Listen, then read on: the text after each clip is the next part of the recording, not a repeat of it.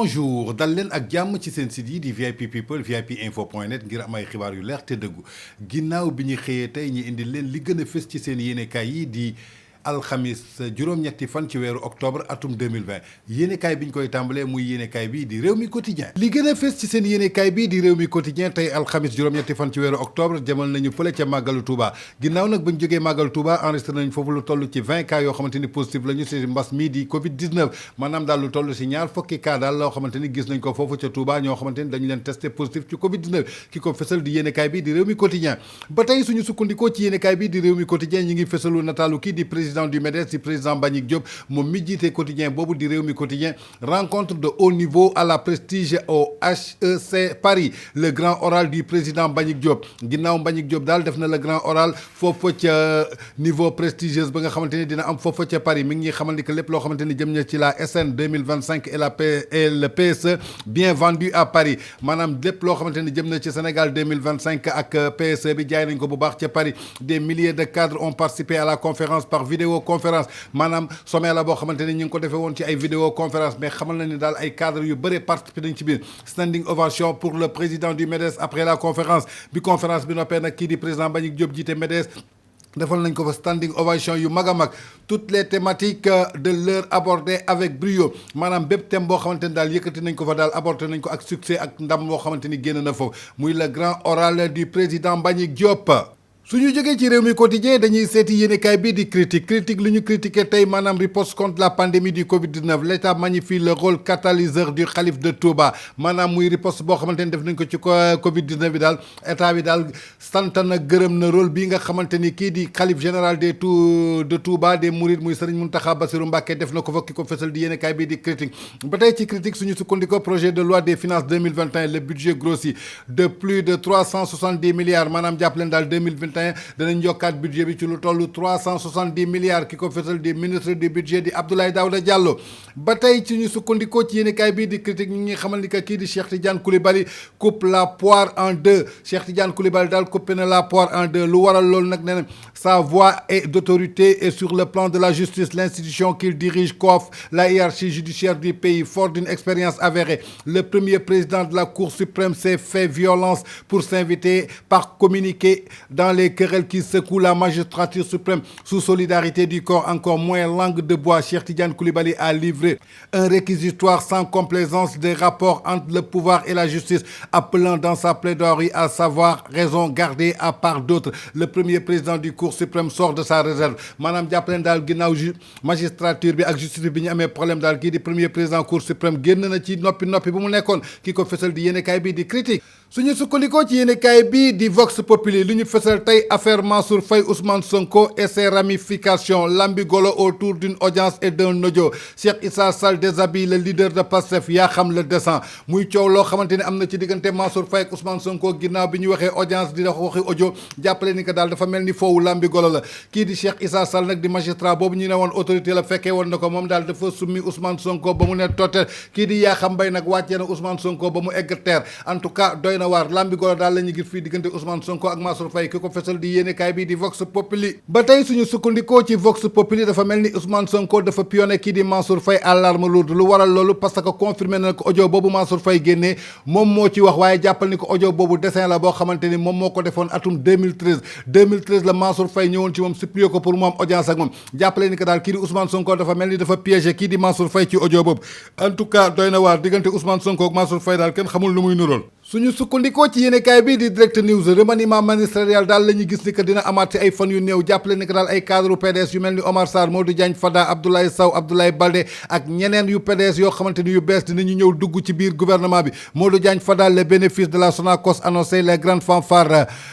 seraient des stocks existants depuis des années vendus par des Chinois en tout cas un coup d'état rampant la ñuy feesal fii ci yéenekaay bi di Direct News ba tey suñu sukkandikoo ci yéenekaay bii di L'As ñi ngi fësal nataalu kii di Ousmane Sonko ak Mansour Faye Ousmane Sonko l'épilogue d'un feuilleton inutile maanaam jàppale ni que daal diggante Mansour Faye ak Ousmane Sonko daal ñi ngi jël benn épilogue boo xamante ni indi ko ci ñëw mais jàppale ni que kii di L'As fësal ni que daal affaire la boo xamante ni c'est inutile amul sens ay magum jëmm ay kilifa yoo xamante ni bëgg nañu jiite réew mi kii di naan da nga sollicité audience ak heure naa audio bi kii naan audio bi yàgg nag man maa la piège man en tout cas doy na waar su dee si njiit yi lañ nar sukkandiku daal en tout cas nañ xam ne Sénégal avancé gul sax bay dem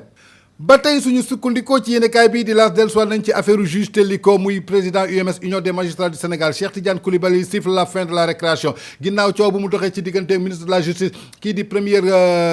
président cour suprême muy Cheikh Tidiane Coulibaly daal siffle na fin wu récréation bi je crois que lépp dina yemb fi mu toll nii. su ñu demee ci yéenekaayu des médias bii di Tribune l'existence de l'audience avec Mansour Faye Sonko n'a pas dit la vérité. nee nañu daal existence bi am ci diggante audience bii nga xamante ni dox na ci diggante Mansour Faye Ousmane Sonko waxul dëgg ku ko wax nag di Tribune di groupe des médias te pour nga xam ne Sonko waxul dëgg nee na les révélations qui l'enfoncent il jure que tout est faux et donne argument c'est Mansour Faye qui m'a supplié pour une rencontre au cœur de la République des enregistreurs en tout cas doy na waar lii nag ñi ngi jëm ci cérémonie officielle du Grand Magal de Touba la satisfait de Serigne Mountakha Bassirou Mbacké ginnaaw ba ñu màggalee ci jàmm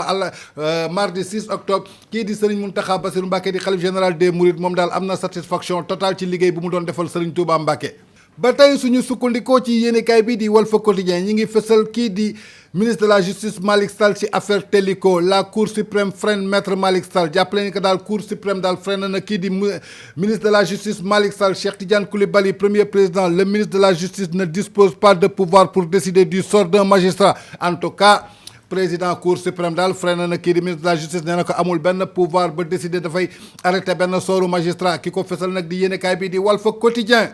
suñu sukkandikoo ci yéenekaay bi di Libération suñu naataangoo bi jiite ko di Cheikh Mbacké Guissé nouvelle révélation sur le banditisme financier à l'IPRES banditisme bu garaaw moo am foofu ci IPRES de mais du banditisme jàmpaaka de mais banditisme financier banditisme sàccum xaalis 572,652 millions de francs CFA mangés en un an laa ilaaha illallaah ñi kay waxuma la bandi waaye ay woyu 100% financier lañ lu toll ci 572 millions la ñu lekk ci benn at Ndeye Thioro Dia de la direction des ressources humaines écroué hier kooku moom de tëj nañ ko moom jàpp nañ ko Ndeye Thioro Dia moo yoroon direction ressources humaines tout sur le rapport d'audit exclusif qui révèle un vaste mafia et mouille la direction des services des agences de l'IPRES traqué la brioche dorée joue un cache-cache avec l'auditeur en tout cas brioche dorée daal dugg nañ ko bi ñu leen traqué daal ñu ngi joué benn cache-cache ak l'auditeur 193 millions de francs CFA disparus en 12 mois entre les rayons de l'hypermarché exclusif waa ñii ñoo neex waay lu toll ci 193 millions daal la ñuy réeral ci diggante rayon hypermarché exclusif muy scandale financier boo xamante ne banditisme woyu financier boo xamante ni gis nañ ko foofu ca IPRES waaye ka ca gën a lekk coow nag mooy Ndeye Thioro Dia mii di directeur bu yor direction des ressources humaines moom écroué nañ ko démb en tout cas doy na waar ki ko fesal di yéenekaay bii di Libération suñu sukkandikoo ci yéenekaay bii di li quotidien suñu naataango bi jiite ko di Momar Diane li ñu fesal tey révélation sur l'audience du leader du PASTEF Yakham Mbaye balance l'audio Cheikh Issa Sall achève en tout cas kii di Yakham Mbaye daal moo jël audio bi balancé ko lu waral mu balancé ko donte Mansour Faye newoon na du ko balancé tant que amul autorisation kii di Ousmane Sonko ginnaaw bi ko Ousmane Sonko joxe autorisation lu tax Mansour Faye balancé ko en tout cas Yakham Mbaye daal moo ko balancé Cheikh Issa Sall nag di magistrat boobu fekkee woon audience bi moom it achevé na ko ba mu jeex tak ki ko fesal di yéenekaay bii di li quotidien réplique de Sonko waaye nee nañu tontu du forox Sonko nee na leen c'est Mansour Faye qui m'a supplié pour une audience Sonko nee na Mansour Faye daal moo ko doon saraxu di ko ñaan pour ñu am benn audience en tout cas Ousmane Sonko ak Mansour Faye kan moo ciy wax dëgg en tout cas doy na waar jamono ji daal kenn xamul réew mi nu muy tudd kii di Mansour Faye Yakham Mbaye Cheikh Issa Sall daal ñu ngi fii ci benn guerre boo xamante ni c'est inutile ci ay magum jëm ay kilifa en tout cas doy na waar suñu sukkandikoo ci yéenekaay bi di Stade Sport lu ñu fesal tey ci seen yéenekaay Idrissa Gana Gueye 72 sélections avec les Lions gagné contre le Maroc et la Mauritanie Idrissa Gana Gueye def na lu toll ci juróom-ñaar fukk ak ñaari sélection ak gaynde yii mais nee nañu digganteem ak Maroc nee na gagné rek la gis Idrissa Gana Gueye muy milieu de terrain Sénégal boobu nekk foofu ci Paris Saint-Germain ba tey ñi ngi fësal Kouyaté Sané reconduit kii di Kouyaté ak Sané indiwaat nañ leen ci match jogante bi nga xamante ni dina am ci diggante Maroc ak Mauritanie ak Sénégal kii di Kouyaté ak Sané delloosiwaat nañ leen suñu sukkandikoo ci yéenekaay bii di suñu làmb ñi ngi fësal kii di nataalu Lac de Guiers de Gris Bordeaux ak Eumeu Sène Lac de Gris Bordeaux Eumeu Sène 3 VIP pour un combat muy ñetti VIP yoo xamante ni pour benn combat en tout cas doy na waar kii di Lac de Gris Bordeaux ak Eumeu Sène kan moo ci war a daje en tout cas ñetti VIP lañu pour benn combat après Tafa Gueye en 2009 Balla va-t-il envoyer Bombardier à la retraite en tout cas doy na waar nee nañ ginnaaw Tafa Gueye nag est-ce que Balla Gaye dina yóbbu kii di Bombardier à la retraite jàppale ni que daal combat Balla Gaye Bombardier taxawu na pour beneen revanche ginnaaw coowal Gris Bordeaux ak Gaston Mbengue bu mu feeñee kii di Gris Bordeaux dafa mel ni moom moo perte ci combat boobu ndaxte jamono ji Balla Gaye de wutal nañ ko beneen adversaire muy kan Bombardier Pape Ndangaan superviseur du CNG Yékini peut remplacer Alioune Sarr kii di Pape Ndangaan nekk foofu superviseur du CNG nee na Yékini donc moo fi mën a remplacer kii di Aliou Sarr ki ko fesal di yéenekaay bii di suñu làmb jërë ngeen jëf ginnaaw bi ñu leen indilee li gën a fës ci seen yéenekaay yi tey di alxamis juróom-ñetti fan ci weeru octobre atum 2020 di leen naan seen site yi di VIP People VIP Info point net ngir am ay xibaar yu leer te dëggu su ngeen abonné ba noppi bu leen fàttee bës cloche de notification bi d'ici là nous vous souhaitons de passer une excellente journée et nous vous donnons rendez-vous à demain inch'Allah.